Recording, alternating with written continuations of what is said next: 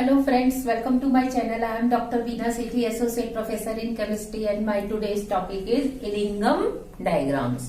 Illingam diagrams जो है वो आपके मेटलर्जिकल प्रोसेसेस में आते हैं और मैं ये टॉपिक आपको स्पेशली बहुत धीरे धीरे पढ़ाऊंगी ताकि आप इसको बिल्कुल अच्छे से अंडरस्टैंड कर सकें। खैर इस टॉपिक को बिल्कुल धीरे धीरे और बेसिक से इसलिए पढ़ाऊंगी कि जो स्टूडेंट्स मैथ्स के हैं, जिनका बैकग्राउंड मैथ्स का है, जिनको फिजिकल अच्छी लगती है वो भी इसको समझ सकें, और जिनका बैकग्राउंड बायोलॉजी का है और जिन्हें ये समझने में थोड़ी सी दिक्कत आती है, मैं उनके लिए भी पूरा ध्यान रखूंगी कि एक एक टर्म को उन्हें अच्छे ढंग से समझा सकूं। तो इस टॉपिक को पढ़ाने में हो सकता है मेरी स्पीड क्या हो, थोड़ी सी स्लो लगे आपको। तो मैं आपको बता रही हूं इलिंगम डायग्राम्स। इलिंगम डायग्राम्स क्यों पढ़ाए जाते हैं, ये आता है थर्मोडायनेमिक प्रिंसिपल्स में। यानी कि हम इलिंगम डायग्राम्स पढ़ें, पहले हमें थर्मोडायनेमिक प्रिंसिपल्स पढ़ने पड़ते हैं। वो जो थर्मोडायनेमिक प्रिंसिपल्स हैं वो क्या कहते हैं कि अगर एक मेटल ऑक्साइड है मेरे पास, कोई भी, सपोज एल्यूमिनियम ऑक्साइड है और मैंने उसको रिड्यूस करके एल्यूमिनियम बनाना है, यानी कि एल्यूमिनियम +3 है उसमें। अगर मेरे पास Al2O3 है, मीन्स मेरे पास कौन सी फॉर्म में है, ये +3 में, और मैं इससे क्या बनाना चाहती हूँ, एल्यूमिनियम, यानी कि मैं इसको रिड्यूस करना चाहती हूँ। तो अब मेरे को दो चीजें सेलेक्ट करनी पड़ेंगी, क्या कि कौन से मेटल से इस ऑक्साइड को रिड्यूस करूं, यानी कि यहाँ मैं सोडियम लूं, पोटेशियम लूं या क्रोमियम लूं, मैग्नीशियम लूं, मैग्नीज लूं, क्या लूं। एक तो ये सेलेक्ट करना पड़ता है हर ऑक्साइड के लिए, क्योंकि मेटलर्जिकल जब प्रोसेसेस चल रहे होते हैं तो हम क्या करते हैं, मैं आपको ब्रीफिंग कर देती हूँ कि आपने ओर लिया था। सबसे पहले ओर को आपने क्या किया था, उसकी क्लीनिंग की थी, ग्राइंडिंग की थी, वॉशिंग की थी, उसका सब कुछ करने के बाद अब वो जिस भी फॉर्म में था, चाहे वो सल्फाइड में था, चाहे वो क्लोराइड में था, चाहे कार्बोनेट में था, चाहे सल्फेट में था, किसी भी फॉर्म में वो मेटल था, हम उसको अल्टीमेटली किस में लेके आते हैं, ऑक्साइड की फॉर्म में लाते हैं, MXO इस फॉर्म में लाते हैं, या OY लिख दो, नो प्रॉब्लम, कि मेटल की जितनी भी वैलेंसी होगी वो O के पीछे लिखी जाएगी। तो अब इस ऑक्साइड से हमने क्या करना होता है, मेटल बनाना होता है, फिर उस मेटल को हम प्यूरिफाई करते हैं। तो ये वो प्रोसेस है जहां हमें मेटल ऑक्साइड से क्या बनाना है, मेटल बनाना है। तो हमें सेलेक्ट करना पड़ता है कि रिड्यूसिंग एजेंट निकिल आएगा, कार्बन आएगा, इस तरीके से। तो अब देखो, एक तो हमें ये किस में हेल्प करता है, फर्स्ट इसकी एप्लीकेशन क्या होगी, very first selection of reducing agent, कि कौन सा हम सिलेक्शन करें। दूसरा इसकी जो इंपॉर्टेंस होती है, टेम्परेचर, क्योंकि जरूरी नहीं कि इस मेटल ऑक्साइड को अगर मैं कार्बन से रिड्यूस कर पा रही हूँ लेस देन 1000 डिग्री सेंटीग्रेड पे, तो ग्रेटर देन 1000 पे भी वही कार्बन एक्ट जो है रिड्यूसिंग एजेंट की तरह करे, नहीं, कई बार कार्बन मोनोऑक्साइड से कराना पड़ता है। तो मतलब एक रिड्यूसिंग एजेंट जो कि लो टेम्परेचर पे इफेक्टिव है, जरूरी नहीं कि हाई पे, और अगर हाई पे है तो जरूरी नहीं कि वो लो पे हो। तो हमें टेम्परेचर भी सेलेक्ट करना पड़ता है कि हमें उस फर्नेस में कितने डिग्री सेंटीग्रेड टेम्परेचर रखना है। तो अब आपको पहले टारगेट समझ में आ गया कि हम क्यों ये सारा काम पढ़ रहे हैं। हम पढ़ रहे हैं एक तो सिलेक्शन ऑफ रिड्यूसिंग एजेंट के लिए, दूसरा हम पढ़ रहे हैं टेम्परेचर सिलेक्ट करने के लिए। तो देखो, ये गिब्स हेल्महोल्ट्ज इक्वेशन होती है, delta G = delta H - T delta S। जिनको ये इक्वेशन अच्छे से पता है कोई बात नहीं, लेकिन जिनको नहीं पता मैं उनको बता देती हूँ कि डेल्टा G यहाँ पे क्या है, फ्री एनर्जी चेंज है, डेल्टा H क्या है, एंथैल्पी चेंज है, और T क्या है, टेम्परेचर, और डेल्टा S क्या है, एंट्रोपी। तो पहले मैं बिल्कुल जल्दी से क्या करती हूँ, ये टर्म्स आपको रफ लैंग्वेज में, अपनी डे टू डे लैंग्वेज में समझाने की कोशिश करती हूँ। कि सपोज ये मेरे पास रिएक्टेंट है, ये मेरे पास प्रोडक्ट है। अब रिएक्टेंट की जेब में 100 रुपए है और प्रोडक्ट की जेब में क्या है, 90 रुपए। तो इसकी एनर्जी क्या थी, ज्यादा, और इसकी एनर्जी क्या थी, कम। तो यानी कि प्रोडक्ट से रिएक्टेंट जाने में 10 रुपए बाहर आ गए। तो इसका मतलब वो रिएक्शन क्या हो गई, उसकी एंथैल्पी क्या हो गई, कम हो गई।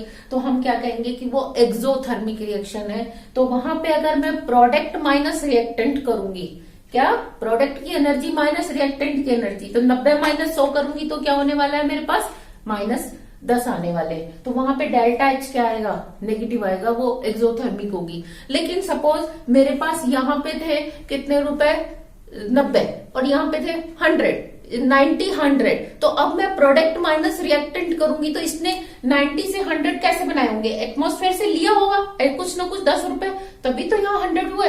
तो यहाँ से प्रोडक्ट माइनस रिएक्टेंट करेंगे तो अब आपको क्या मिलेगा, +10 मिलेगा।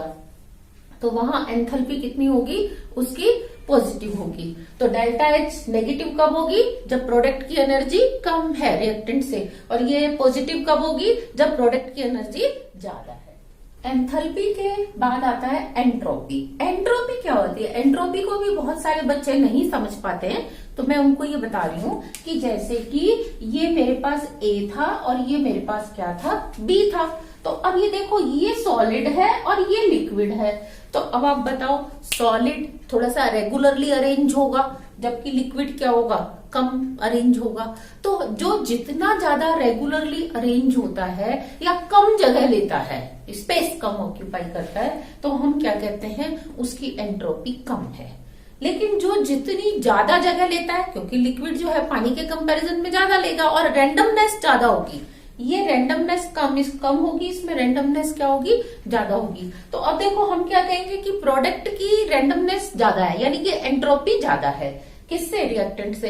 तो प्रोडक्ट माइनस रिएक्टेंट करेंगे तो बताओ क्या होगा, कि जो आपकी डेल्टा एस है वो क्या आएगी, पॉजिटिव आएगी। लेकिन अगर उल्टा होता कि यहाँ पे ये लिक्विड होता और यहाँ पे ये सॉलिड होता, तो अब क्या होता कि यहाँ पे रेंडमनेस ज्यादा है, बाद में रेंडमनेस क्या हो गई, कम, और अब मैं प्रोडक्ट माइनस क्या करती, रिएक्टेंट करती। तो अब आप बताओ क्या होता, प्रोडक्ट माइनस रिएक्टेंट करने पे, कि कम में से ज्यादा को माइनस कर रहे हैं तो एंट्रोपी क्या आएगी, नेगेटिव आएगी। तो यहाँ आपने ध्यान देना है एंट्रोपी कैसे निकालते हैं। या अगर मैं इसको क्या करती, लिक्विड की जगह गैस में कन्वर्ट कर देती, लिक्विड से गैस, तो लिक्विड से गैस में भी क्या है, गैस का तो बहुत सारा वॉल्यूम होता है, तो रेंडमनेस और भी ज्यादा होती है। तो और ज्यादा होने से प्रोडक्ट की एंट्रोपी ज्यादा और उसकी एंट्रोपी, रिएक्टेंट की एंट्रोपी क्या है, कम। तो अब आप मेरे को लगता है समझ सकते हैं कि रिएक्टेंट में कितने एलिमेंट्स जो है सॉलिड या लिक्विड फेज में है, और एक मॉलिक्यूल है या 2। आप ऐसे भी समझ सकते हैं कि यहाँ पे एक गैस मॉलिक्यूल है, जैसे एक O2 है और यहाँ पे 2 O2 है। तो अब यहाँ ज्यादा हो गई ना गैस का वॉल्यूम ज्यादा हो गया, तो यहाँ पे रेंडमनेस क्या हो गई, ज्यादा हो गई। तो किसी भी रिएक्शन की अगर हमें एंट्रोपी निकालनी होती है तो हम इस तरीके से निकालते हैं। तो अब आप एंट्रोपी भी समझ सकते हैं कि कब पॉजिटिव होगी और कब नेगेटिव होगी। तो अब T क्या है, टेम्परेचर, या एब्सोल्यूट टेम्परेचर, यानी कि हम डिग्री सेंटीग्रेड की बात नहीं करेंगे, हम यहाँ केल्विन की बात करेंगे। तो कितने केल्विन टेम्परेचर पे वो रिएक्शन हो रही है, हम उस टेम्परेचर को भी मेंशन करते हैं। तो अब ये देखो, अगर डेल्टा एच नेगेटिव है तो क्या होगा, डेल्टा एच नेगेटिव है मीन्स एक्सोथर्मिक रिएक्शन है। रिएक्शन कैसी है, एक्सोथर्मिक है, एक्सो। और अगर ये पॉजिटिव है तो ये कैसी है, एंडोथर्मिक रिएक्शन है। अब अगर ये एक्सोथर्मिक है और डेल्टा एस क्या है, पॉजिटिव, मतलब प्रोडक्ट माइनस रिएक्टेंट क्या है, पॉजिटिव। कब आएगा, जब प्रोडक्ट की एंट्रोपी ज्यादा होगी, यानी कि प्रोडक्ट या तो लिक्विड गैस होगा और रिएक्टेंट क्या होगा, सॉलिड या लिक्विड होगा।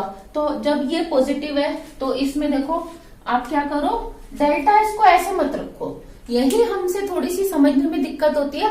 हम क्या करते हैं, डेल्टा एस को ऐसे ही रख के पढ़ने लग जाते हैं। नहीं, आप डेल्टा एस को ब्रैकेट में रखो और अब समझो।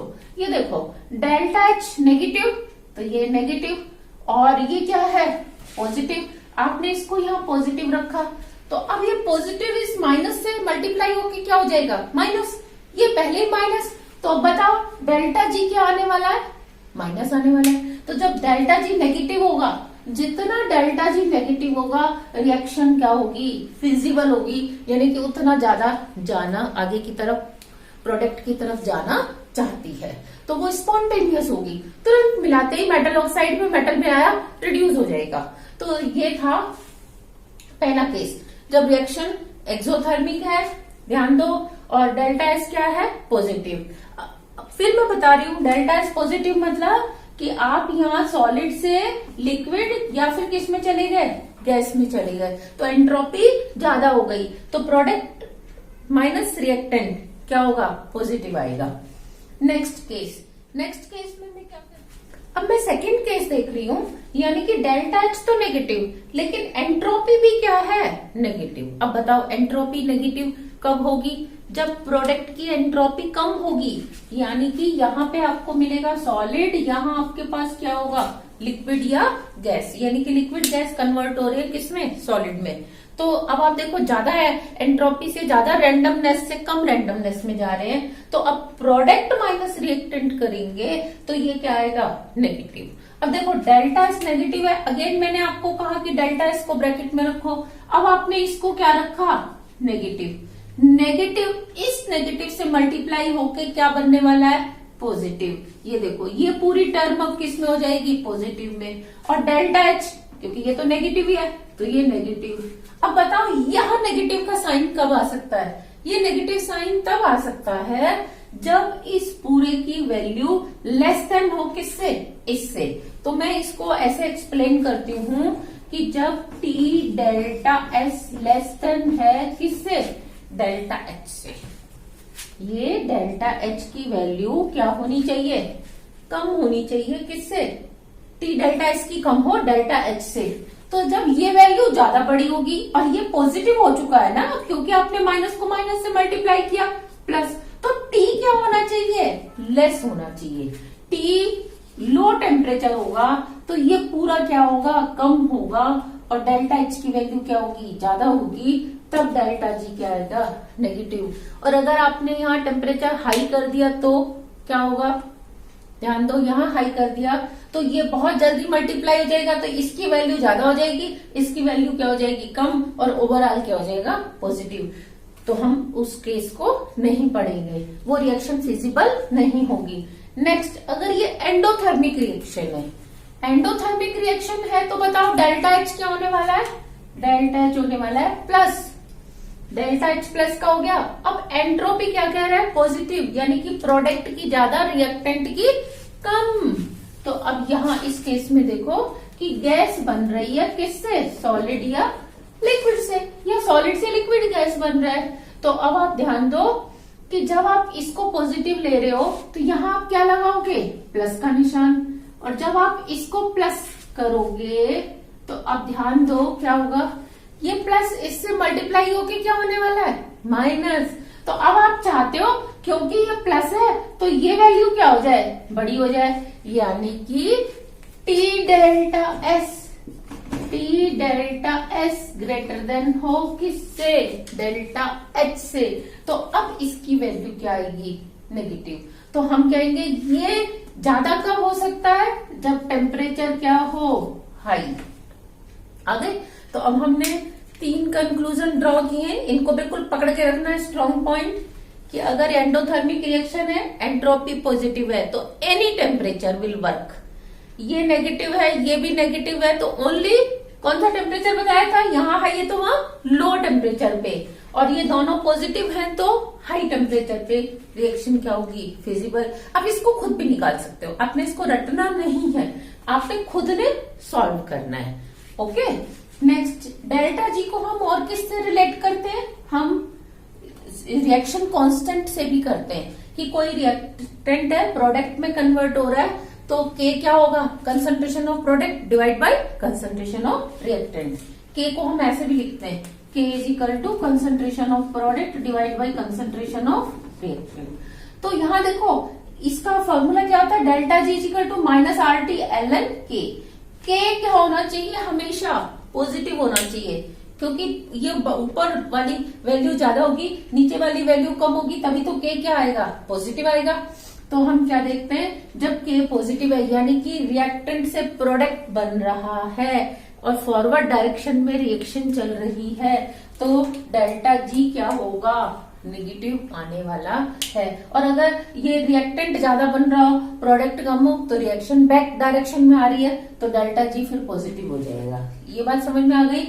नेक्स्ट, इसका जो है आप देखो, हम इससे क्या क्या कंक्लूड करते हैं, इस जो डिस्कशन को मैंने किया थर्मोडायनेमिक प्रिंसिपल्स को, इससे हमने कंक्लूजन क्या निकाला, हमने 3 कंक्लूजन ड्रॉ किए। ग्रेटर नेगेटिव डेल्टा जी, कि डेल्टा जी की वैल्यू जितनी ज्यादा नेगेटिव में ज्यादा होगी उतनी ज्यादा रिएक्शन क्या होगी, स्पॉन्टेनियस होगी।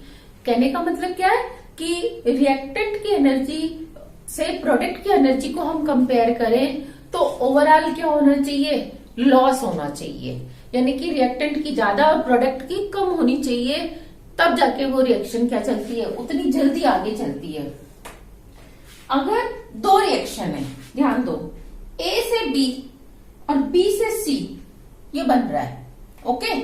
अब ए से बी के लिए डेल्टा जी पॉजिटिव है, मैंने इसको डेल्टा G1 लिखा है, और बी से सी के लिए डेल्टा G2 क्या है, नेगेटिव।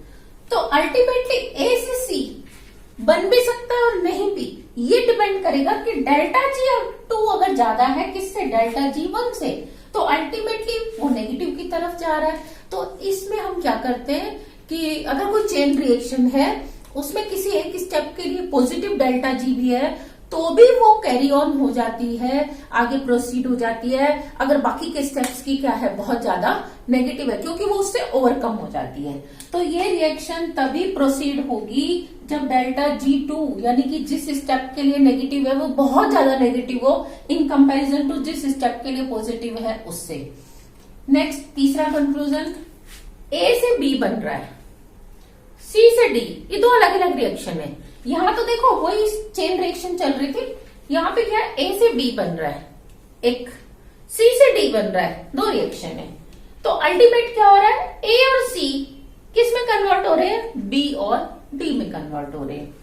अब इसमें से किसी एक रिएक्शन के लिए डेल्टा जी क्या था, पॉजिटिव, दूसरे के लिए क्या था, नेगेटिव। पर क्योंकि ये दोनों साथ साथ हो रहे हैं तो अगर नेगेटिव वाले की ज्यादा नेगेटिव वैल्यू है, वही डेल्टा G2 क्या है, ग्रेटर देन है किससे, डेल्टा G1 से, तो रिएक्शन विल प्रोसीड फॉरवर्ड, यानी कि ए और सी मिलके क्या बनाएंगे, बी और डी बनाएंगे। तो ये था क्या, जनरल थर्मोडायनेमिक प्रिंसिपल। अगर आपने इसको अच्छे ढंग से समझ लिया है तो you will be able to understand Ellingham diagram. Yes, this is our Ellingham diagram chart. Ellingham diagram के लिए मैं आपको वीडियो के एंड में एक बुक की फोटोस्टेट का पेज भी लगा के दूंगी ताकि आप इस डायग्राम को और अच्छे ढंग से समझ सकें। मैंने क्या किया है, ये डायग्राम को अपने हाथ से बनाया है तो इसमें थोड़ा स्केल क्या है, अप डाउन हो गया है, तो आप उसमें क्या देखेंगे, काफी अच्छे ढंग से आपको स्केल दिखेगा। लेकिन मैंने क्वांटिटेटिवली जरूर अप डाउन किया है, लेकिन क्वालिटेटिवली जो ऊपर है वो ऊपर ही रखा है और जो नीचे है उसको नीचे ही रखा है, तो नीड नॉट टू वरी। तो अब देखो इलिंगम डायग्राम में सबसे पहले मोस्ट इंपॉर्टेंट बात क्या है कि ये किस किस के बीच का ग्राफ है। ये ग्राफ है डेल्टा जी वर्सेस टेम्परेचर, यानी कि एक रिएक्शन है, उस रिएक्शन की जो एनर्जी चेंज है, फ्री एनर्जी चेंज जो डेल्टा जी है फॉर्मेशन का, यहाँ मैंने एफ क्यों लिखा है क्योंकि ये फॉर्मेशन रिएक्शन है। तो डेल्टा एफ जी जो है वो हमने टेम्परेचर के साथ कैसे चेंज होता है उसको हमने प्लॉट किया है। तो आई विल रिक्वेस्ट यू कि आप इस वीडियो को पॉज करके और इस डायग्राम को एक बार अपने हाथ से ड्रॉ कर लो। नेक्स्ट हमें ये देखना है, ये डायग्राम दिया किसने था, ये दिया था HJT इलिंगम ने दिया था। क्यों दिया था, जो थर्मोडायनेमिक प्रिंसिपल्स हैं मेटलर्जी के उसको एक्सप्लेन करने के लिए, फिजिबिलिटी को चेक करने के लिए, टेम्परेचर को देने के लिए, फाइंड आउट करने के लिए उन्होंने ये दिया था। अच्छा, कौन से रिएक्शन के लिए दिए गए थे ये, क्योंकि जनरली वहां पे हम क्या कराते हैं, वहां पे हम रिडक्शन कराते हैं मेटल ऑक्साइड का। तो ध्यान दें, बहुत ध्यान दें कि यहाँ पे हम कोई रिडक्शन रिएक्शन नहीं कर रहे, ये रिडक्शन के लिए नहीं है। ये जो ग्राफ है ये इस रिएक्शन के लिए है। आपके दिमाग में ये कॉन्सेप्ट क्लियर होना चाहिए कि ये जो ग्राफ दिया गया है वो कौन सी रिएक्शन के लिए दिया गया है, कि एक मेटल जो सॉलिड स्टेट में है वो ऑक्सीजन से रिएक्शन करके क्या बना रहा है, मेटल ऑक्साइड बना रहा है। उसका फॉर्मूला कुछ भी हो सकता है, मैंने MXO लिखा है। अब जो ऑक्साइड बनता है वो कौन सा होता है, सॉलिड स्टेट में, तो देखो मैंने सॉलिड लिखा है। ऑक्सीजन क्या होती है, गैसियस स्टेट में होती है, और मेटल क्या होता है, सॉलिड होता है। अब देखो इस रिएक्शन से आपको क्या पहले देखना है, कांस्टेंट क्या है और वेरिएबल क्या है। कांस्टेंट, क्योंकि ये सॉलिड है, सॉलिड की एंट्रोपी 0, ये सॉलिड है, सॉलिड की एंट्रोपी 0, लेकिन गैस की एंट्रोपी 0 नहीं होती, इसकी कुछ वैल्यू होती है। तो आप क्या देख रहे हो, गैस कन्वर्ट हो रही है किसमें, 0 में। तो अब आप प्रोडक्ट माइनस रिएक्टेंट करोगे तो क्या आएगा, प्रोडक्ट की 0 है, रिएक्टेंट की कुछ तो है, तो नेगेटिव एंट्रोपी आएगी। तो यहाँ पे जो डेल्टा एस आपके पास आने वाला है इस रिएक्शन के लिए, वो क्या आएगा, नेगेटिव आएगा। फर्स्ट अपना स्ट्रॉन्ग पॉइंट बनाओ। सेकेंड, क्योंकि जो फॉर्मेशन रिएक्शन है इसमें ऑक्साइड्स जो है बन के स्टेबल है, और ये एक कौन सी रिएक्शन है, एक्सोथर्मिक रिएक्शन है। ये एक्सोथर्मिक होने के कारण डेल्टा एच भी आपके पास क्या आएगा, नेगेटिव आएगा। तो ये भी आपका दूसरा स्ट्रॉन्ग पॉइंट है कि इस रिएक्शन के लिए delta H is negative, delta S is negative. दूसरी चीज, ये दोनों ही कांस्टेंट है। क्यों कांस्टेंट है, क्योंकि अब कोई एक मेटल है एल्यूमिनियम, उसकी अपनी एक एनर्जी है, आपने उसको एल्यूमिनियम ऑक्साइड में कन्वर्ट किया, उसकी अपनी एक एनर्जी है। तो एक रिएक्शन एल्यूमिनियम से एल्यूमिनियम ऑक्साइड के लिए जो प्रोडक्ट और रिएक्टेंट की एनर्जी का गैप है दैट विल रिमेन कांस्टेंट। तो इसलिए जो डेल्टा एच है वो कांस्टेंट है। ये भी बात समझ में आ गई। Next, delta S is also constant. Why constant, because कि यहाँ पे जितने भी मॉलिक्यूल सॉलिड गैस लिक्विड हैं, वहां पे जितने भी सॉलिड लिक्विड गैस हैं, अभी इस रिएक्शन में ये सॉलिड है, ये सॉलिड एक गैस है, तो ये ऑलवेज क्या रहने वाला है, कांस्टेंट रहने वाला है। तो इसलिए जो डेल्टा एस है वो भी कांस्टेंट है और नेगेटिव है, डेल्टा एच कांस्टेंट है और नेगेटिव है। ये दो बातें दोनों के लिए समझ में आ गई, यानी कि 4 बात समझ में आ गई। नेक्स्ट, वेरिएबल क्या है, आप टेम्परेचर वेरी करोगे कि आप इस रिएक्शन को पहले 500 पे कराओगे, फिर 600 पे, 700 पे, 800, 900, 1000। तो what you are changing, temperature. Second, temperature change करने से क्या, किसमें चेंज आ रहा है, डेल्टा जी में, फ्री एनर्जी में क्या चेंज आ रहा है। तो यहाँ पे इसको चेंज करने से ये अपने आप चेंज होता है, डेल्टा जी। तो हमने किस किस के बीच में ग्राफ प्लॉट किया है, delta ji and temperature. Okay, ये बात समझ में आ गई। हाँ, कितनी बातें समझा दी मैंने अब तक 3 चीजें समझाई हैं कि डेल्टा एस कांस्टेंट है और नेगेटिव है, एक बात। फिर दूसरी बात, डेल्टा एच कांस्टेंट है, नेगेटिव है, 2 बात। तीसरी बात, टी बढ़ाने पर डेल्टा जी अपने आप चेंज हो रहा है और इन दोनों के बीच में ग्राफ है। ओके, नेक्स्ट, अब आप ये देखो कि जैसे जैसे आप टी बढ़ाओगे, मैंने डेल्टा एस मान लिया 10 आर्बिट्रेरी वैल्यू, 10 के साथ पहले टेम्परेचर है 10 केल्विन, और ये सपोज डेल्टा एच कितना है 1100, ये आर्बिट्रेरी वैल्यू है, आपको समझाने के लिए मैंने मानी है, माइनस के 1100। तो अभी देखो -10 इंटू -10 क्या हो गया, प्लस के 100, प्लस के 100 को आप माइनस के 1100 में सम करोगे तो क्या आने वाला है 1000। लेकिन अब आपने टेम्परेचर बढ़ा दिया यानी कितना कर दिया, -50 कर दिया, सॉरी 50 डिग्री कर दिया। तो 50 डिग्री और ये -10 कांस्टेंट है, तो अभी अल्टीमेटली क्या बनने वाला है, माइनस का 500 बन के जब उसको आप माइनस करोगे तो क्या आ जाएगा, -600। यानी कि जैसे जैसे आप टेम्परेचर बढ़ाओगे जो ग्राफ है वो अपवर्ड डायरेक्शन में लेस नेगेटिव, मतलब ज्यादा नेगेटिव से लेस नेगेटिव की तरफ जाएगा। ये -1000 है, -800, -600, -4। तो आप ही देखो ये सारे ग्राफ कहाँ जा रहे हैं, मैक्सिमम ग्राफ ऊपर की तरफ। इनका स्लोप सबका क्या है, पॉजिटिव स्लोप है। एक बात समझ में आ गई। ये 3 तो मैंने ग्राफ खींचने से पहले बताई थी, लेकिन अब मैं ग्राफ बना रही हूं कि यानी कि टेम्परेचर चेंज कर रही हूँ, डेल्टा जी में चेंज आने वाला चेंज में प्लॉट कर रही हूँ। तो पहला प्लॉट मैंने किस किस में किया कि टेम्परेचर को चेंज किया और मैंने डेल्टा जी में चेंज को देखा।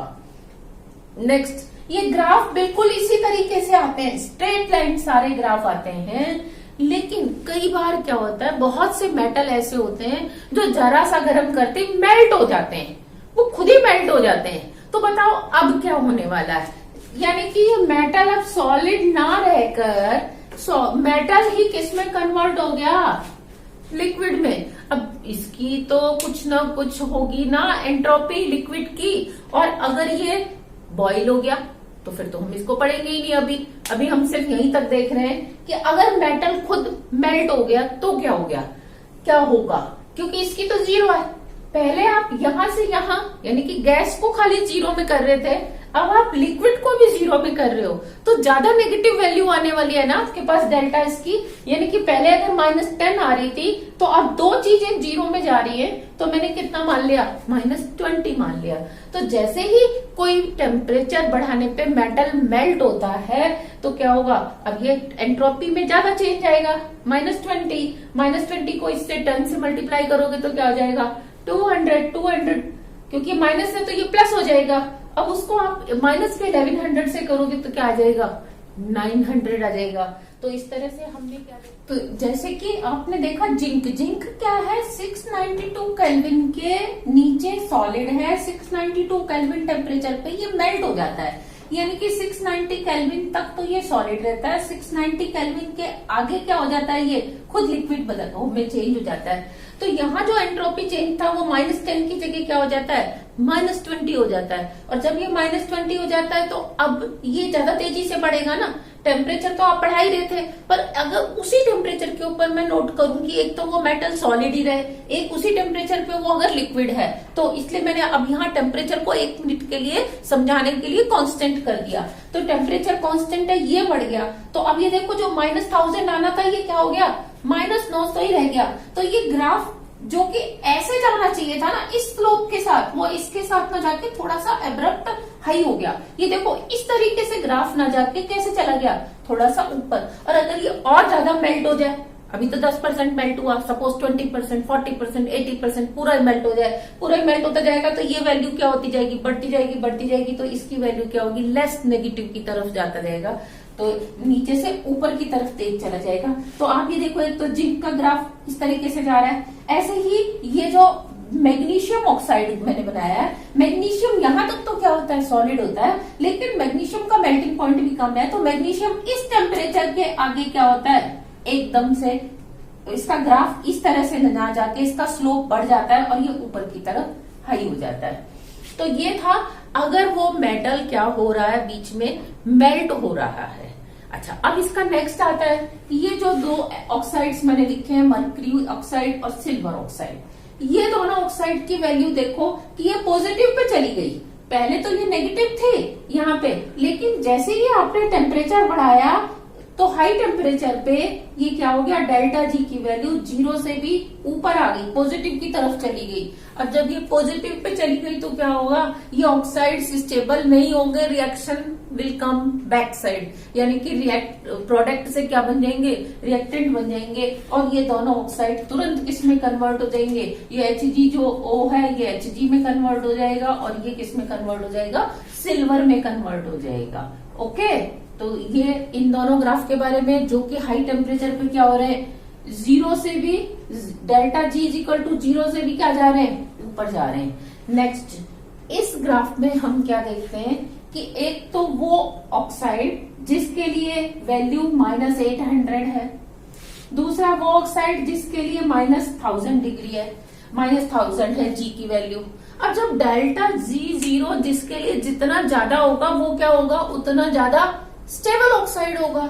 तो अब यहाँ देखो ये एल्यूमिनियम ऑक्साइड है और ये है क्रोमियम ऑक्साइड। इसका मतलब क्रोमियम ऑक्साइड के कंपैरिजन में एल्यूमिनियम ऑक्साइड क्या है, ज्यादा स्टेबल है। तो अब अगर मैं क्रोमियम ऑक्साइड में क्या करूं, एल्यूमिनियम मिक्स कर दूं, तो क्योंकि एल्यूमिनियम ऑक्साइड ज्यादा स्टेबल है तो वो उसमें से ऑक्सीजन लेके खुद किसमें कन्वर्ट हो जाएगा, एल्यूमिनियम ऑक्साइड में, और क्रोमियम ऑक्साइड को किसमें कर देगा, क्रोमियम में। तो इस रिएक्शन इस ग्राफ में जो ऊपर की तरफ है वो लेस स्टेबल है और जो नीचे की तरफ है वो ज्यादा स्टेबल है।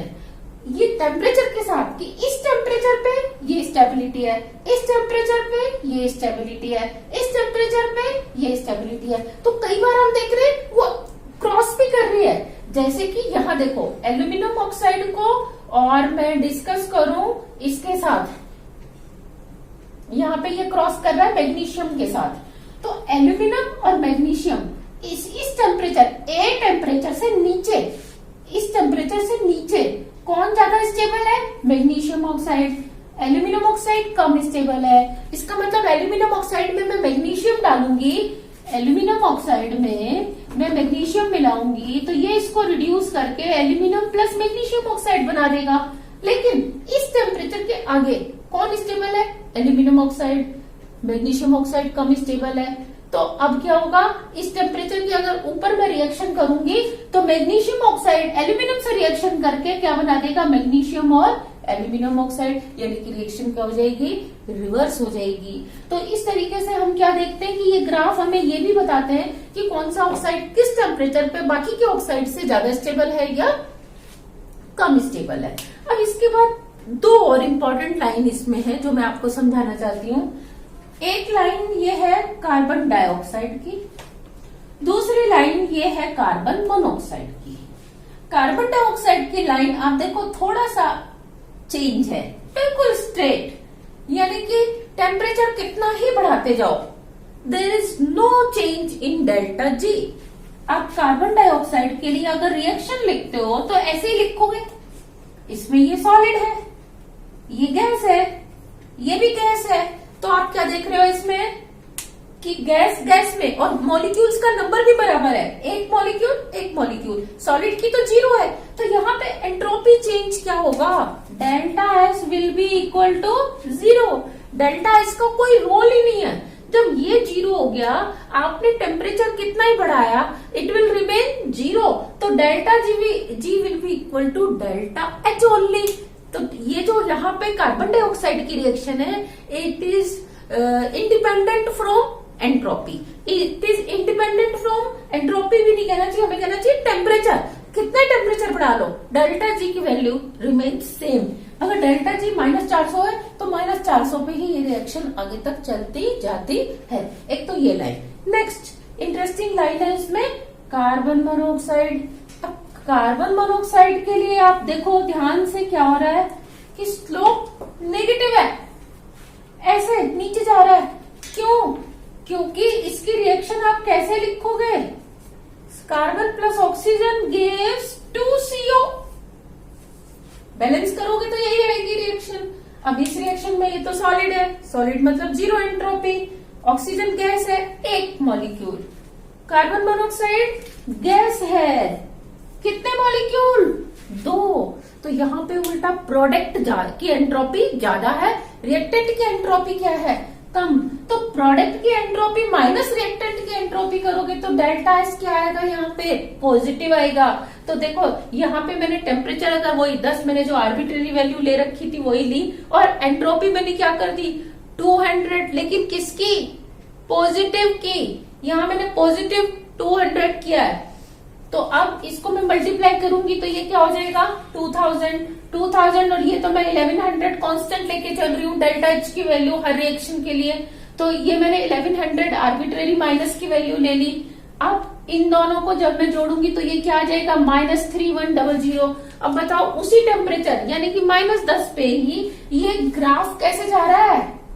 नीचे। 10 तो मैंने आर्बिट्रेरी ले रखा, आप इसको T मान लो, तो कोई भी T टेम्परेचर लोगे तो इसके लिए जो ग्राफ आएगा वो क्या आएगा? ज्यादा नेगेटिव चला जाएगा। क्योंकि देखो -1000 -600 इन सब में ऊपर की तरफ जा रहा था, इसमें ग्राफ क्या हो गया? मोर नेगेटिव जाएगा। तो क्योंकि ये मेरी एक आर्बिट्रेरी वैल्यू है, इसको आप प्लीज कंफ्यूज ना करें कि यहाँ पे तो मैंने कहीं 3100 नहीं लिखा है। बस आपको ये समझाने के लिए बताया कि ये -200 के आसपास से चला और कहाँ आ गया? ज्यादा नेगेटिव के ऊपर आ गया। तो ये आपने देखा इलिंगम डायग्राम्स के specific features. Again I am repeating briefly कि इसमें हमने क्या क्या पढ़ा है। फर्स्ट हमने ये पढ़ा है कि सारी लाइंस का ग्राफ क्या होता है? ऊपर की तरफ होता है, पॉजिटिव होता है। नेक्स्ट हमने ये पढ़ा है कि ये दोनों क्या होते हैं? हाई टेम्परेचर पे अनस्टेबल होते हैं, इसलिए ये बैक आ जाते हैं। नेक्स्ट हमने पढ़ा है कि जो ऊपर वाले ऑक्साइड्स हैं वो कम स्टेबल होते हैं, जिनका लाइन नीचे वो ज्यादा स्टेबल होते हैं। तो नीचे वाली जो ऑक्साइड की मेटल है, उसमें जो मेटल इन्वॉल्व है वो ऊपर वाले ऑक्साइड को रिड्यूस कर सकती है। नेक्स्ट हमने ये पढ़ा कि कार्बन डाइऑक्साइड की लाइन क्या होती है? स्ट्रेट जाती है, it is independent of temperature. और फिर हमने क्या पढ़ा है? कार्बन मोनोऑक्साइड का जो ग्राफ है वो रिवर्स नेगेटिव स्लोप के साथ आता है, बिकॉज यहाँ पे डेल्टा एस क्या है? पॉजिटिव। तो ये थे इसके specific features of Ellingham diagram. Now we will discuss applications of Ellingham diagram.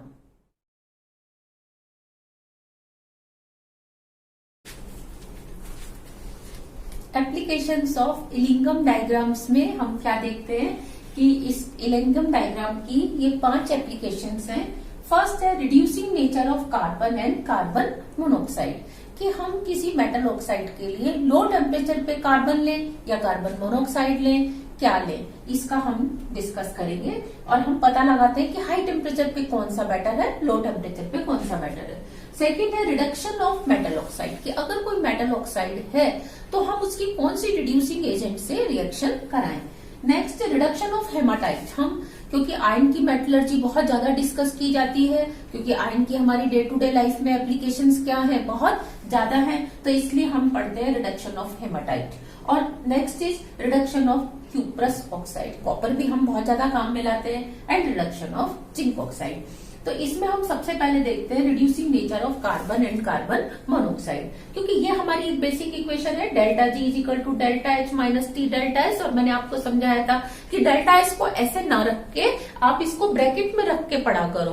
तो जब आप ब्रैकेट में रख के पढ़ोगे तो आप इसको कभी गलत नहीं लोगे कि डेल्टा एस पॉजिटिव है तो ब्रैकेट के अंदर पॉजिटिव है, और डेल्टा एस नेगेटिव है तो ब्रैकेट के अंदर नेगेटिव है, फिर आप उसको इससे मल्टीप्लाई करोगे तो आपसे कोई गलती नहीं होगी। ध्यान दो, 3 रिएक्शंस पॉसिबल हैं कार्बन की, क्या कि कार्बन ऑक्सीजन से रिएक्शन करके कार्बन डाइऑक्साइड गैस दे, दूसरा कार्बन ऑक्सीजन से रिएक्शन करके कार्बन मोनोऑक्साइड में कन्वर्ट हो जाए, तीसरा हम कार्बन मोनोऑक्साइड को एज ए रिड्यूसिंग एजेंट काम में लाएं और ये ऑक्सीजन से रिएक्शन करके क्या दे दे, कार्बन डाइऑक्साइड दे दे।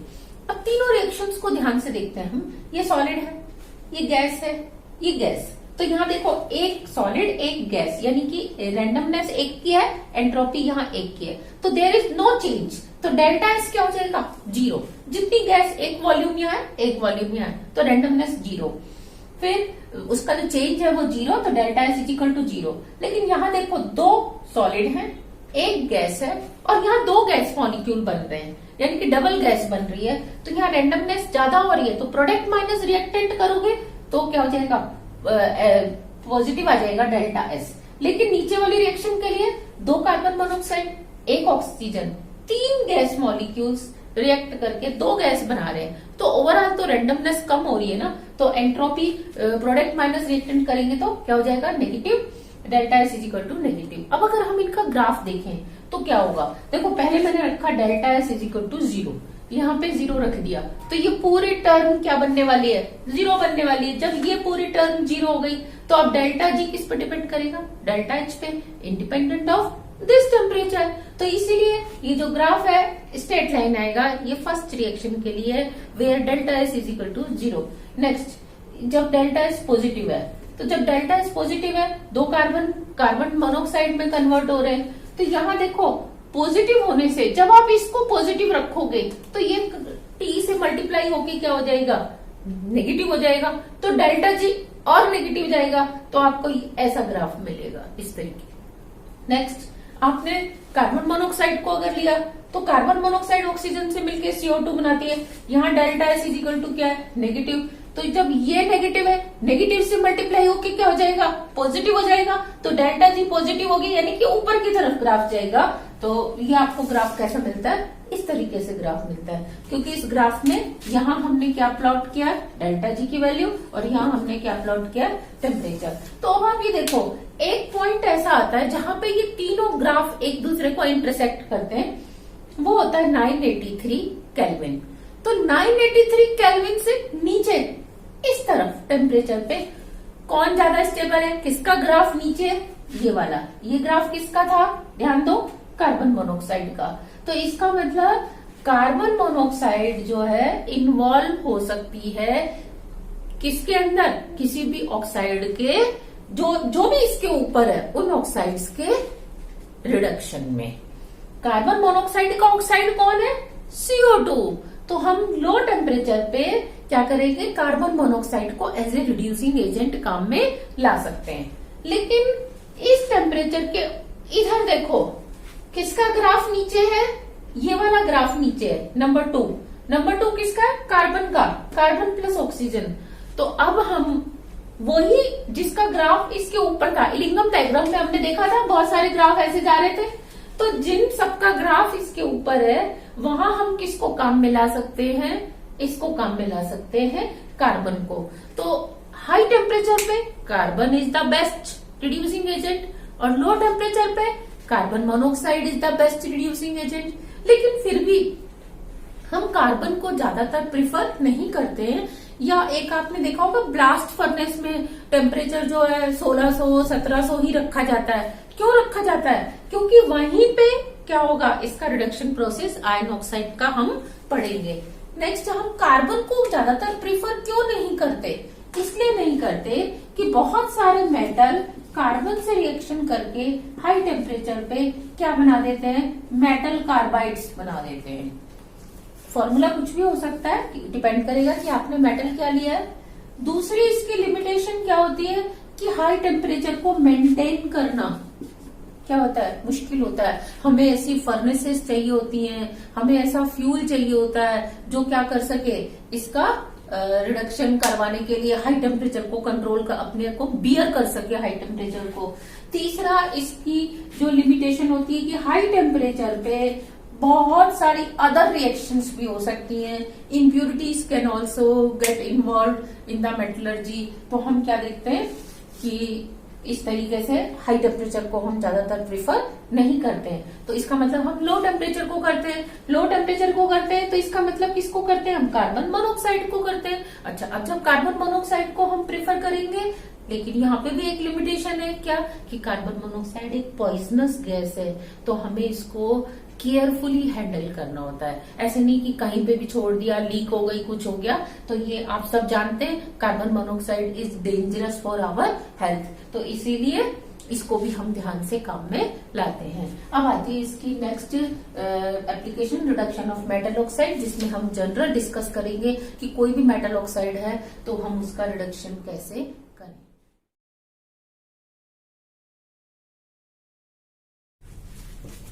यस, इलिंगम डायग्राम्स की जो नेक्स्ट एप्लीकेशन है वो है ऑक्साइड्स के रिडक्शन के लिए हम कैसे सेलेक्ट करें कौन सा रिड्यूसिंग एजेंट लेना है।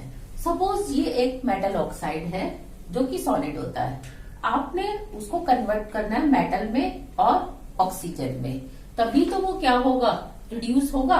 अब क्या है, इसको रिड्यूस करने के लिए अगर आप दूसरी रिएक्शन कार्बन प्लस ऑक्सीजन जो कि CO बनाती है, ये वाली भी काम में ले सकते हैं, या हाफ कार्बन हाफ ऑक्सीजन से मिलके हाफ CO2 बनाए, ये आप काम में ले सकते हैं। तीसरा, कार्बन मोनोऑक्साइड को रिड्यूसिंग एजेंट लेंगे और क्या होगा, ऑक्सीजन से रिएक्शन करके ये CO2 देगा। तो आप देखो इस रिएक्शन के लिए क्या है, डेल्टा G जो है किसके लिए है, कार्बन से कार्बन मोनोऑक्साइड, कार्बन से कार्बन मोनोऑक्साइड। दूसरी रिएक्शन में क्या है, डेल्टा G किसके लिए है, कार्बन से कार्बन डाइऑक्साइड के लिए। तीसरी रिएक्शन में डेल्टा G क्या है, कार्बन मोनोऑक्साइड से कार्बन डाइऑक्साइड के लिए। अब इन तीनों में से कोई एक रिएक्शन हम काम में लेंगे, तो किसके लिए काम में लेंगे कि जैसे ये मेटल से जब मेटल ऑक्साइड बना था ऑक्सीजन से रिएक्शन करके, तो क्या था, डेल्टा G मेटल से मेटल ऑक्साइड के लिए थी। अब हम क्या करें, इस रिएक्शन में से जो कि जैसे नंबर 1 2 3 4 5 वाली रिएक्शन को हम क्या करें, माइनस कर दें, किसमें से, इसको माइनस करें इसमें से, नंबर 1 से, नंबर 2 से या नंबर 3 से। या हम इसका उल्टा भी कर सकते हैं कि इस रिएक्शन को हम जोड़ दें इसके साथ, नंबर 1 को जोड़ दें 2 के साथ, या नंबर 1 को 3 के साथ, नंबर 1 को नंबर 4 के साथ। तो अल्टीमेट हमें क्या होगा कि जो मेटल है, मेटल ऑक्साइड, वो इससे रिएक्शन करके, देखो जब आप इन दोनों को जोड़ोगे, पहले आप इन दोनों पे फोकस करो, तो ऑक्सीजन इधर भी है, ऑक्सीजन इधर भी है, कैंसिल हो जाएगी। तो हमें इस रिएक्शन के लिए डेल्टा G और इस रिएक्शन के लिए डेल्टा G को जोड़ के देख लेना कि वो ओवरऑल क्या आ रहा है, नेगेटिव आ रहा है या नहीं। या फिर आप नंबर 3 रिएक्शन और नंबर 1 रिएक्शन को देखो, तो आप क्या देखोगे, यहाँ पे भी हाफ ऑक्सीजन है, यहाँ पे भी हाफ ऑक्सीजन है, तो ये कैंसिल हो जाएंगे। अल्टीमेट क्या होगा, मेटल ऑक्साइड कार्बन से रिएक्शन करके CO2 और मेटल देगा। सेम वे में हम इस रिएक्शन को कर सकते हैं। तो हम क्या करते हैं कि जैसे मैंने इस रिएक्शन को जोड़ा किसके साथ, फर्स्ट रिएक्शन के साथ, तो मेरी ये रिएक्शन बनेगी। और अगर मैं इस फर्स्ट रिएक्शन को इस वाले रिएक्शन से जोड़ती हूँ तो मेरी ये वाली रिएक्शन बनेगी। सेम वे में अगर मैं तीसरी रिएक्शन को जोड़ती हूँ कार्बन वाली को तो मेरे पास ये रिएक्शन बनेगी। तो हम इस ओवरऑल रिएक्शन के लिए डेल्टा जी निकालते हैं, और अगर वो डेल्टा जी क्या आ रही है, नेगेटिव आ रही है, तो हम क्या देखते हैं कि वो रिएक्शन स्पॉन्टेनियस होगी और फिजिबल होगी। कई बार क्या होता है कि एक फिक्स टेम्परेचर पे तो इस रिएक्शन के साथ डेल्टा जी नेगेटिव आती है, लेकिन उस टेम्परेचर से हाई के ऊपर क्या होगा, हो सकता है दूसरी रिएक्शन के लिए डेल्टा जी क्या आ जाए, नेगेटिव आ जाए। तो हम क्या करते हैं, इस रिएक्शन की वैल्यू हर टेम्परेचर पे निकाल के देखते हैं, यानी कि डेल्टा जी फॉर दिस देखते हैं, डेल्टा जी फॉर कार्बन से कार्बन मोनोऑक्साइड भी देखते हैं। तो जो हमारे पास अल्टीमेट आएगा उसको हम क्या करेंगे, फाइनल मानते हैं कि यस ये रिएक्शन स्पॉन्टेनियस है या ये रिएक्शन स्पॉन्टेनियस नहीं है। तो किसी भी मेटल ऑक्साइड को हम डिफरेंट रिड्यूसिंग एजेंट के साथ उसकी सिर्फ इक्वेशन को जोड़ के ही पता लगा लेते हैं कि वो रिएक्शन स्पॉन्टेनियस होगी या नहीं होगी। अब इसकी आती है next, reduction of haematite. Yes, इसकी नेक्स्ट एप्लीकेशन है रिडक्शन ऑफ हेमाटाइट। हेमाटाइट जो ओर है वो आयन का ओर होता है और उसको हम किस में करते हैं, ब्लास्ट फर्नेस में। अगर आपको थोड़ा सा पिछला याद हो तो हम क्या देखते हैं कि ब्लास्ट फर्नेस में अलग अलग टेम्परेचर पे हेमाटाइट का रिडक्शन अलग अलग रिड्यूसिंग एजेंट से होता है। अब ध्यान दो, ये ग्राफ है इस तरीके से, ये जो मिडिल ग्राफ है, मिडिल वाली लाइन, ये किसको रिप्रेजेंट कर रही है, ये रिप्रेजेंट कर रही है आयन ऑक्साइड को, जबकि ये जो पॉजिटिव स्लोप के साथ लाइन है ये किसको रिप्रेजेंट कर रही है, carbon monoxide plus oxygen gives CO2, जबकि नेगेटिव स्लोप वाली लाइन किसको रिप्रेजेंट कर रही है, 2 carbon plus oxygen gives twice CO। इसके लिए क्योंकि हम पहले देख चुके हैं कि इसका नेगेटिव स्लोप क्यों होता है। अब ध्यान दो, यहाँ इसका ये इंटरसेक्शन पॉइंट है 1073 केल्विन टेम्परेचर। इस टेम्परेचर के अबव दिस टेम्परेचर आप देखो, इस आयन ऑक्साइड के ग्राफ से नीचे किसका ग्राफ है, इसका कार्बन का। तो इसका मतलब हाई टेम्परेचर पे हम क्या काम में ला सकते हैं, कार्बन को एज ए रिड्यूसिंग एजेंट काम में ला सकते हैं। लेकिन 1073 से नीचे के टेम्परेचर पे, लो टेम्परेचर पे क्या है कि कार्बन मोनोऑक्साइड का जो ग्राफ है वो आयन ऑक्साइड के ग्राफ से नीचे है। तो यहाँ पे लो टेम्परेचर पे अगर हमने रिडक्शन कराना है तो क्या काम में लेंगे, कार्बन मोनोऑक्साइड, और अगर हाई टेम्परेचर पे कराना है तो कार्बन काम में लेंगे। तो देखो इसका कंक्लूजन क्या निकलता है, at temperature greater than 1073 kelvin, temperature greater than 1073 kelvin, 2 carbon मतलब can act as reducing agent for Fe2O3 to give Fe, जबकि टेम्परेचर लेस देन 1073 केल्विन के ऊपर 2 carbon monoxide can act as reducing agent to reduce Fe2O3 into Fe। तो इसीलिए blast furnace में हम क्या देखते हैं, डिफरेंट टेम्परेचर के ऊपर जो रिड्यूसिंग एजेंट होते हैं वो भी क्या होते हैं, डिफरेंट होते हैं। तो ये था application of reduction of application of Ellingham diagrams to reduce haematite ore.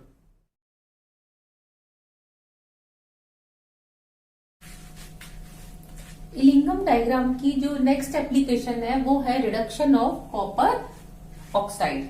Copper oxide के रिडक्शन के लिए हम अगर इलिंगम डायग्राम की तरफ देखें तो हम क्या देखते हैं कि ये जो 3 कर्व है कार्बन के और कार्बन मोनोऑक्साइड के, ये वाला कर्व है कार्बन मोनोऑक्साइड से जब CO2 बनती है, ये वाला कर्व है जब कार्बन से CO2 बनती है, और ये कर्व होता है जब 2 कार्बन मिलकर ऑक्सीजन से रिएक्शन करके कार्बन मोनोऑक्साइड बनाते हैं। तो हम क्या देखते हैं कि जो कॉपर ऑक्साइड वाला कर्व है वो इन तीनों ही कर्व से काफी ऊपर है। तो हर टेम्परेचर पे, ऑलमोस्ट हर टेम्परेचर पे क्या है, ये इससे ऊपर है। तो इस केस में हम क्या कर सकते हैं, हम चाहे तो इस रिएक्शन से इसको रिड्यूस कर सकते हैं, चाहे इस वाली रिएक्शन से, क्योंकि तीनों ही रिएक्शंस जो हैं इस कर्व से क्या है, नीचे। तो हम कार्बन से भी रिड्यूस कर सकते हैं और कार्बन मोनोऑक्साइड से भी।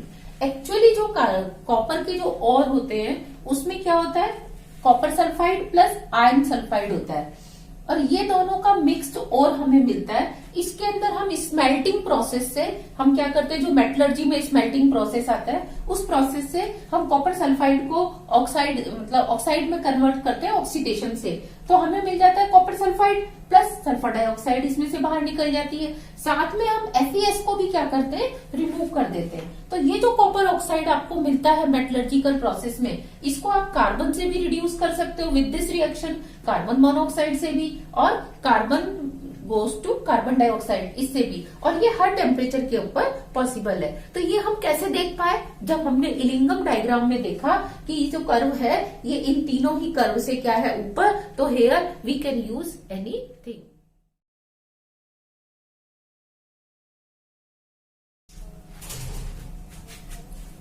Yes, last application of Ellingham diagram में हम क्या देखते हैं कि जिंक ऑक्साइड का रिडक्शन।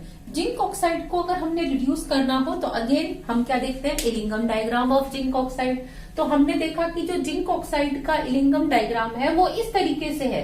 ये अचानक से क्या होता है, जो स्लोप है वो बहुत तेजी से इंक्रीज होता है, क्योंकि यहाँ पे इसका क्या होता है, बॉइलिंग पॉइंट स्टार्ट हो जाता है और it starts boiling very easily. यहाँ पे क्या है, बहुत जल्दी से बॉइल होता है और ये गैसियस फॉर्म में आ जाता है। तो हम क्या देखते हैं कि जिंक सॉलिड जो है अबव 1270 केल्विन पर ये बॉइल हो जाता है, सॉलिड से क्या बन जाता है, गैस बन जाता है। तो यहाँ पे जो रिएक्शन आपको मिलेगी, यहाँ प्रोडक्ट में ये क्या मिलेगा, गैस। और अगर हम 1270 से नीचे करते हैं रिएक्शन तो यहाँ पे हमें ये क्या मिलेगा, सॉलिड मिलेगा।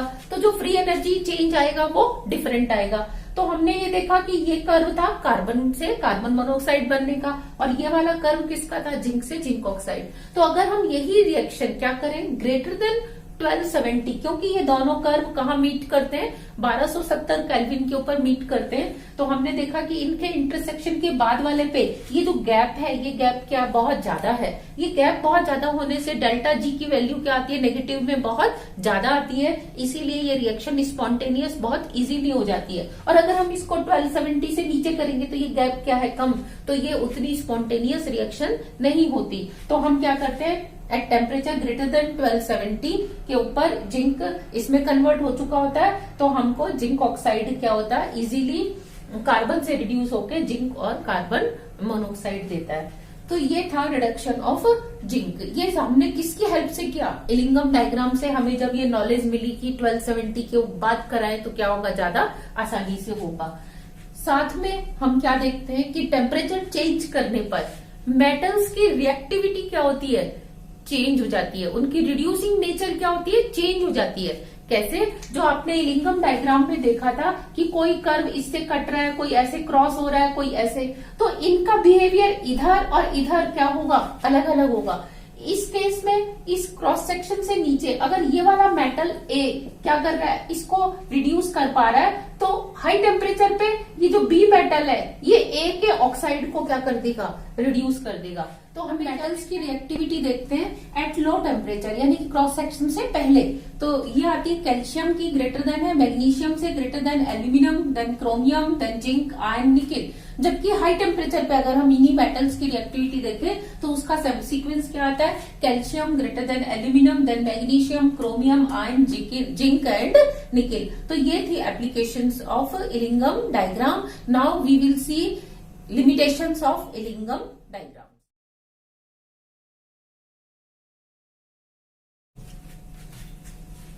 लिमिटेशंस ऑफ इलिंगम डायग्राम में हम क्या देखते हैं कि ये हमें कोई भी आइडिया नहीं देता रेट ऑफ रिएक्शन के लिए। हमें ये तो बताएगा कि हमने ए मेटल का ऑक्साइड लिया और उसको बी से हमने रिड्यूस किया तो वो होगा या नहीं होगा, लेकिन हमें ये पता नहीं चलता कि इस रिडक्शन रिएक्शन की स्पीड या रेट ऑफ रिएक्शन क्या होगी। ओनली फिजिबिलिटी हमें पता चलती है कि yes this metal can reduce this oxide और नॉट।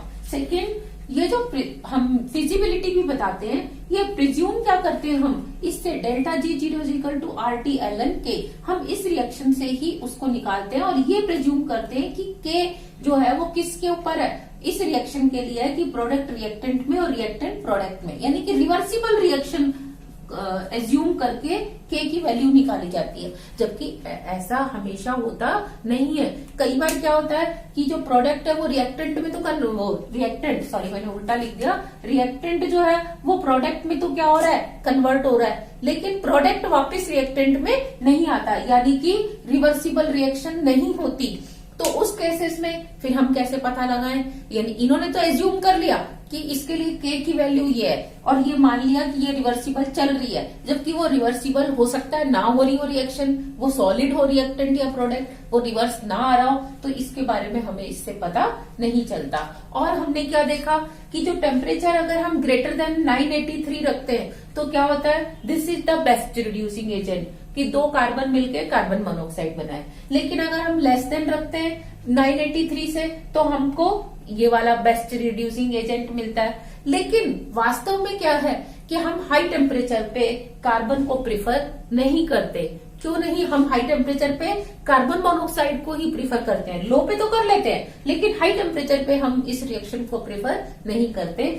क्योंकि हाई टेम्परेचर पे क्या है, जब आप उस सिस्टम का पूरा टेम्परेचर हाई रखोगे तो आपको एक असेंबली भी ऐसी लगानी पड़ेगी कि जो हाई टेम्परेचर प्रोवाइड कर सके। तो उसकी कॉस्ट क्या होगी, पूरे सिस्टम पे आएगी। तो एक तो वो कॉस्ट इफेक्टिव हो जाएगा, उस एक्सपेरिमेंट को परफॉर्म करने में हमें काफी ज्यादा कॉस्ट लगानी पड़ेगी। Next, difficulty to maintain temperature, कि आपने एक बार तो 1600 डिग्री बना लिया, लेकिन 1600 डिग्री सेंटीग्रेड के बाद उसको मेंटेन करके रखना थ्रू आउट द एक्सपेरिमेंट, क्योंकि ये जो मेटलर्जिकल प्रोसेस है ऐसा तो है नहीं कि 1 मिनट या 1 घंटे या 1 दिन के लिए चलता है, ये तो सालों साल चलता रहता है। जो एक जगह इंस्टॉलेशन होता है किसी भी मेटलर्जिकल प्रोसेस का, वहां क्या होता है, ये ऑल द वे पूरा साल ये प्रोसेस चलता रहता है। तो इतने हाई टेम्परेचर को मेंटेन करना is again difficult.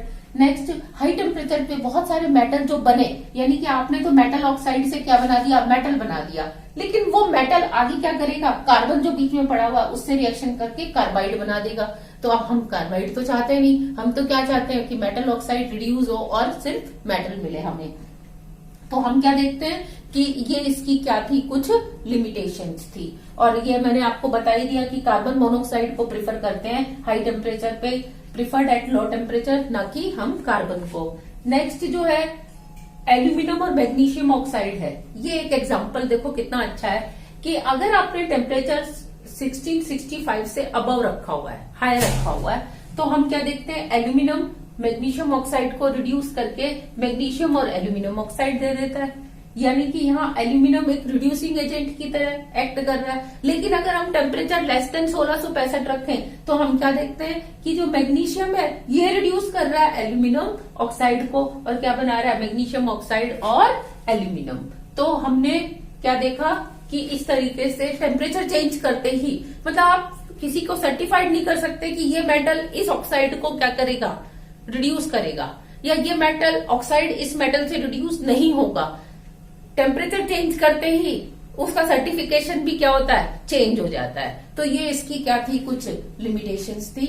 Thank you and I hope कि आपको ये अच्छे से समझ में आया होगा। मैंने काफी स्लो स्पीड से इसको समझाया है, और अगर आपको कोई भी क्वेरी है आप मुझसे अगेन कमेंट बॉक्स में लिख के आप मुझसे पूछ सकते हैं। और अगर आपको अच्छा लगा है, समझ में आया है, तो I will definitely ask you to share with your friends and with your teachers also. Thank you.